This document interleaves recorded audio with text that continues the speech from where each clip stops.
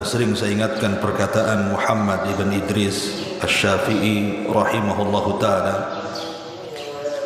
laisa syai'un ahamma ba'dal faraid min talabul ilmi. Tidak ada sesuatu yang lebih istimewa setelah melaksanakan kewajiban-kewajiban Allah melebihi daripada menuntut ilmu. Karena dengan ilmu ini kita bisa membedakan mana yang hak dan mana yang batil, mana yang ikhlas, mana yang tidak ikhlas, mana yang karena Allah, mana yang bukan karena Allah, dan begitu seterusnya. Artinya ilmu itu wasilatun ala kulli fadilah. Dia adalah wasilah supaya kita mendapatkan banyak keutamaan. Salawat dan juga salam tentunya kita hadiahkan kepada Rasul kita Nabi besar Muhammad sallallahu alaihi wa ala alihi wasallam. Sebagaimana faedah pagi, ada 3 zikir yang harus kita banyak ucapkan apabila masuk di 10 akhir Ramadan. Zikir apa itu? Yang pertama, hadis Aisyah Ummul Mukminin radhiyallahu anha. Hadis ini dikeluarkan oleh Imam At-Tirmidzi dan disahihkan oleh Syekh Nasiruddin Al-Albani rahimahullahu taala. Di mana Aisyah radhiyallahu anha mengatakan, "Ya Rasulullah, ara'aita in 'alimtu lailatul qadr famadha aku?" Wahai Rasul, kalau seandainya aku mengetahui malam ini adalah malam Lailatul Qadar, lalu zikir apa yang harus saya ucapkan? Maka Nabi SAW mengatakan, "Quli ya Aisyah, Allahumma innaka afuwun karimun tuhibbul afwa fa'fu anni." Kata Nabi SAW, ucapkanlah wahai Aisyah, ya Allah, sesungguhnya engkau maha pemaaf lagi maha mulia. Allahumma innaka afuun karim. Ya Allah, sesungguhnya engkau maha pemaaf lagi maha mulia. Tuhibbul afwa fa'fu anni. Engkau mencintai para pemaaf, maka maafkanlah diriku. Maka inilah zikir yang harus banyak kita ucapkan di 10 akhir Ramadan.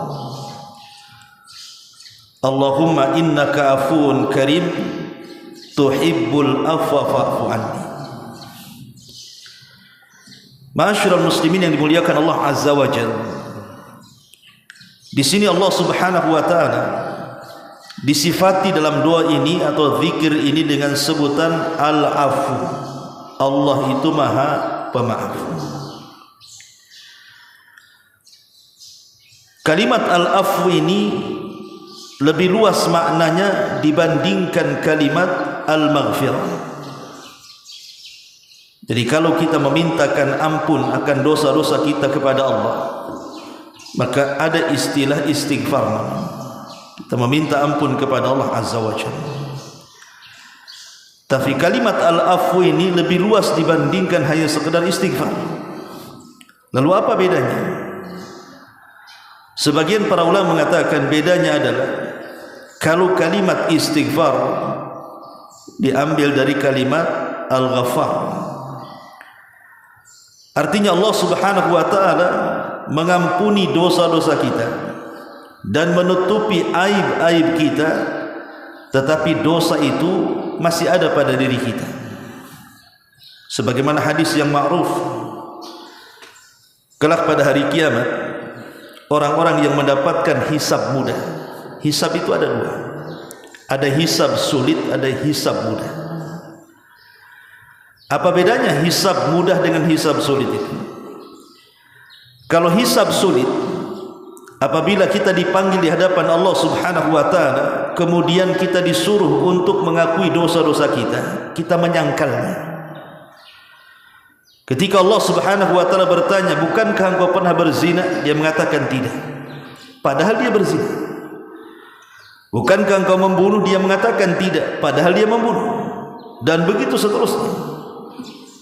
Sampai akhirnya Allah Subhanahu wa taala datangkan saksi-saksi yang begitu banyak. Semua akan jadi saksi. Termasuk bumi yang kita pijak juga akan menjadi saksi, sebagaimana Allah katakan, "Yauma idzin tuhadditsu akhbaraha." Pada hari itu bumi akan menghabarkan beritanya. Maka bumi akan menjadi saksi. Bahkan kulit yang ada pada badan kita pun ikut bersaksi. Sampai badan ketika menyalahkan kulit dan mengatakan, "Lima syahid ta'alaina," maka kulit mengatakan, "Antaqana Allah." Allah yang membuat aku bicara. Ini hisab sulit, ini terjadi munaqashah, terjadi perdebatan. Makanya Rasul mengatakan, "Man nukisha udzib." Siapa yang ketika ditanya kemudian terjadi munaqashah, terjadi perdebatan, maka dipastikan orang ini diazab. Ini namanya hisab sulit. Berbeda dengan hisab mudah. Hisab mudah itu setiap Allah bertanya kepada kita tentang dosa kita, maka kita selalu mengatakan, "Iya, saya melakukannya." "Bukankah kau berzina?" "Saya berzina." "Bukankah engkau pernah mencuri?" "Iya, saya mencuri." "Bukankah engkau membunuh?" "Iya, saya pernah membunuh." Dan begitu seterusnya. Diakui dosa-dosanya.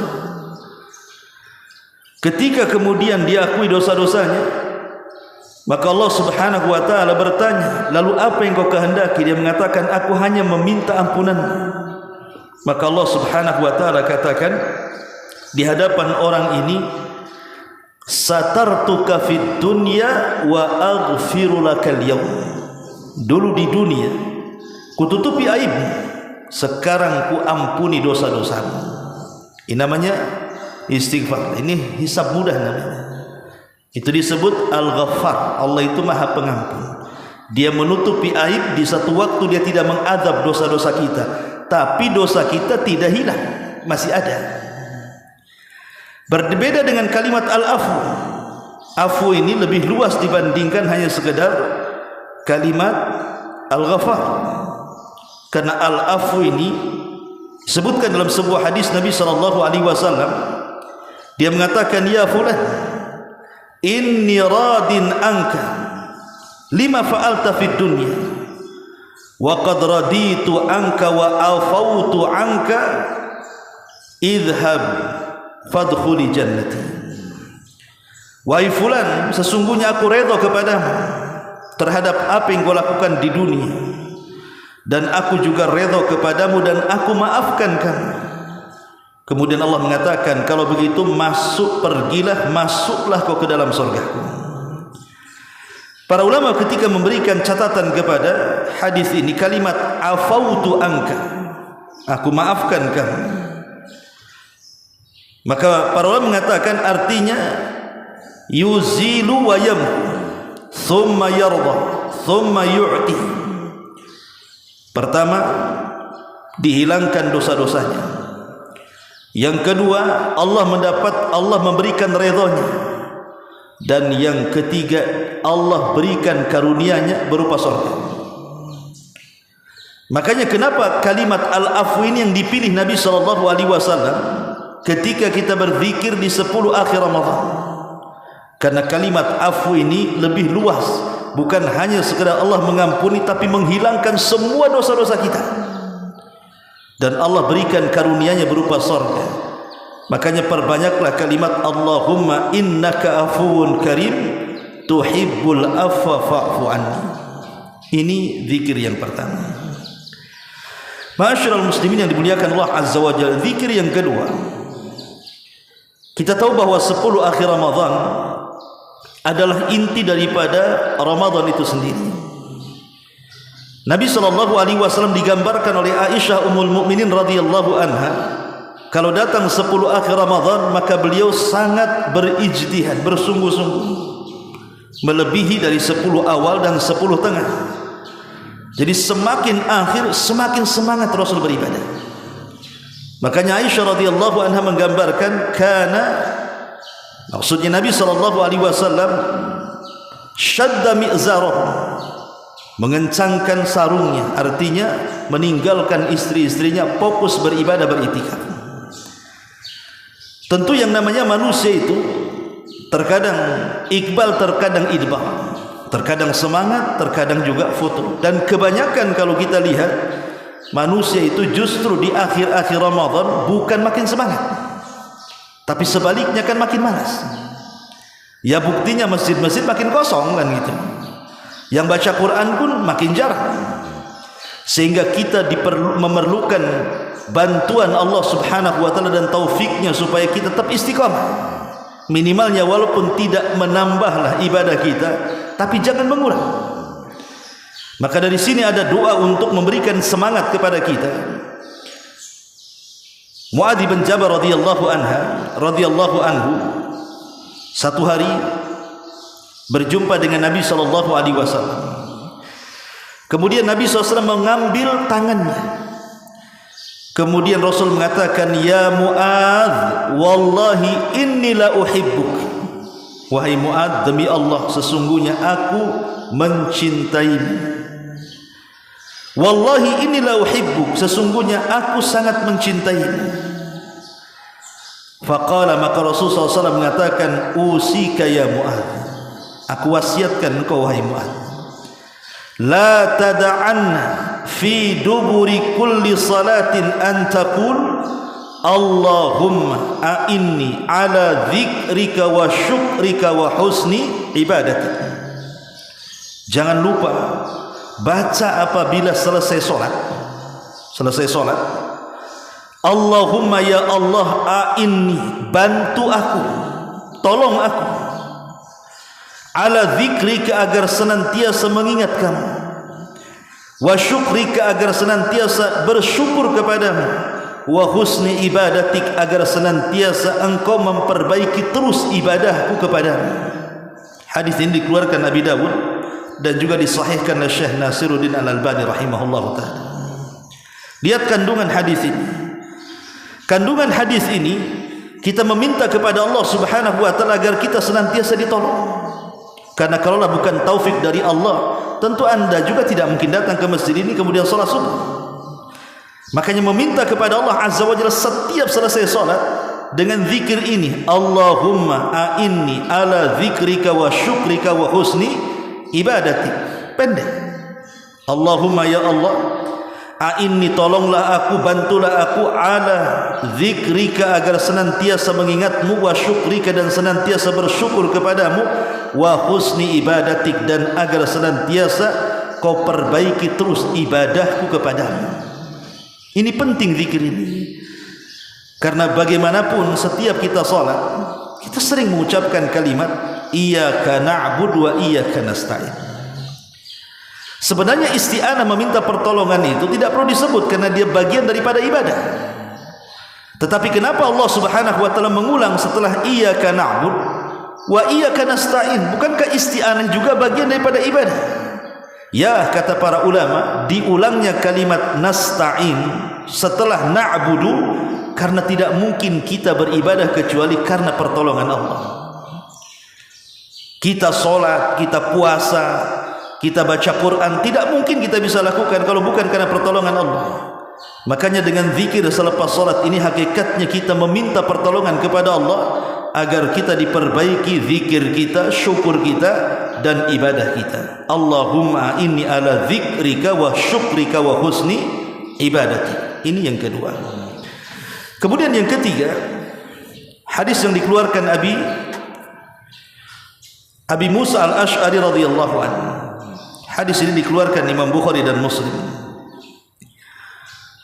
Nabi SAW pernah berkata kepada Abdullah ibn Qais dan mengatakan, ya Abdullah ibn Qais, qultu labbaika ya Rasulullah.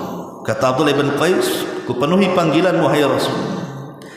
Kata Nabi SAW, ala adulluka ala kalimatin min kanzin min kunuzil jannah. Maukah aku habarkan kepadamu sebuah kalimat yang merupakan pembendaharaan dari pembendaharaan surga, simpanan daripada simpanan surga. Kata Abdullah ibn Qais, dia mengatakan, bala ya Rasul, tentu wahai Rasul. Apa kalimat itu? Maka Nabi SAW mengatakan, kul, katakan wahai Abdullah ibn Qais, la haula wa la quwwata illa billah.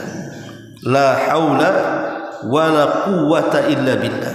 La haula, haula itu artinya, kalau di bahasa Indonesia kan mungkin tidak ada daya, tapi haula ini artinya adalah harakat, pergerakan. Haul itu artinya pergerakan. Kita bergerak sholat, kita bergerak baca Quran, kita bergerak berpuasa, bergerak beribadah, itu dalam bahasa disebut haul. Artinya tidak ada gerakan yang kita lakukan. Wala quwwata, dan tidak ada kekuatan, illa billah, kecuali semua karena pertolongan Allah Azza wa Jalla.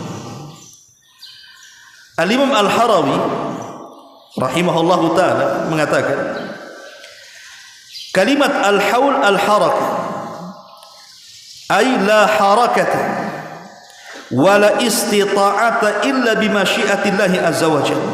Artinya kita tidak mungkin bergerak dalam rangka beribadah tentunya, dan tidak mungkin punya kekuatan untuk beribadah kecuali karena kehendak Allah. Jadi kalimat la haula wa la quwata illa billah ini adalah kalimat yang ajaib, ikhwan. Karena kalimat ini bisa mendatangkan kekuatan.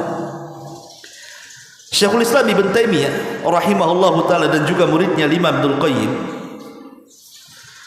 beliau menceritakan, jadi saat Allah Subhanahu wa ta'ala menciptakan arsy, dan arsy itu makhluk Allah yang paling besar, dan makhluk Allah yang pertama kali Allah ciptakan, itu arsy namanya.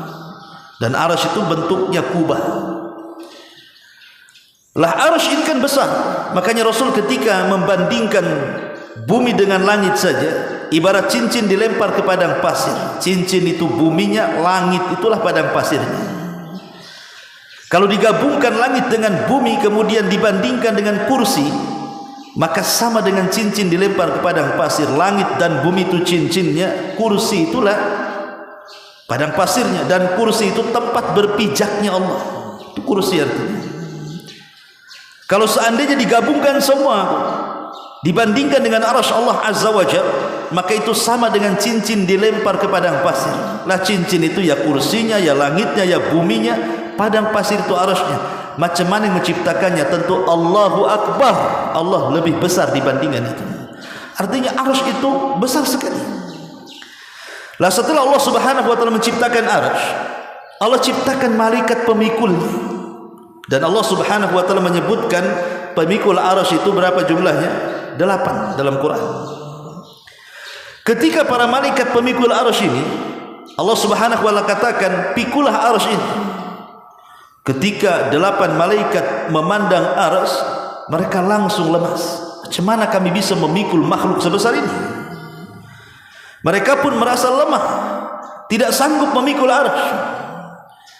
Maka kemudian Allah Subhanahu wa ta'ala katakan, qulu, katakan oleh kalian, la haula wa la quwwata illa billah. Tidak ada daya dan kekuatan kecuali atas pertolongan dan kehendak Allah. Maka 8 malaikat ini membaca la haula wa la quwwata illa billah. Setelah mereka membaca doa ini atau zikir ini, tiba-tiba mereka memiliki kekuatan yang luar biasa. Mereka pun sanggup memikul arsy sejak saat itu sampai kiamat dibangkitkan. Mereka tidak melepas dari arsy itu. Sampai Nabi SAW ketika mengatakan kepada para sahabat, Allah mengizinkan aku untuk memberikan sifat para malaikat pemikul arsy itu. Kemudian Rasul mengatakan, kakinya itu menembus sampai ke lapisan bumi yang paling dalam, yang paling dasar.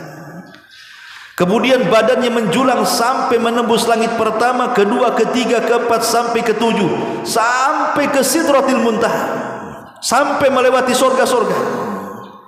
Kemudian kedua tanduknya itulah yang memikul arsy Allah Subhanahu wa ta'ala. Hadis ini sahih. Kalau bukan karena Rasul yang menceritakan, tentu hayalan saja. Mana malaikat sebesar itu? Tapi karena Rasul yang menceritakan, ya sami'na wa ata'na kita. Kita mendengar ya kita taatkan begitu. Rasul yang mensifatkan malaikat pemikul arsy seperti itu. Tapi syahidnya di sini, ketika malaikat pemikul arsy ini membaca la haula wala quwata illa billah, datang kekuatan. Istimbatnya kata para ulama, lihat bagaimana kalimat ini begitu ajaib. Jadi kalau kita memperbanyak kalimat la haula wala quwata illa billah dengan penuh keyakinan dan meminta kekuatan kepada Allah agar kita diberikan kekuatan bisa ibadah di 10 terakhir Ramadan, bukan mustahil. Allah Subhanahu wa taala memberikan kekuatan ibadah kepada kita. Maka inilah 3 zikir jangan lupa dibaca di 10 akhir Ramadan. Pertama, Allahumma innaka afuwun karim tuhibbul afwa fa'fu anni. Yang kedua, Allahumma a'inni ala dzikrika wa syukrika wa husni ibadati. Dan yang ketiga, la haula wala quwata illa billah. Wallahu a'lam bishawab. Subhanaka wa bihamdika asyhadu an la ilaha illa anta astaghfiruka wa atubu ilaik. Allahu ta'ala alam. Assalamualaikum warahmatullahi wabarakatuh.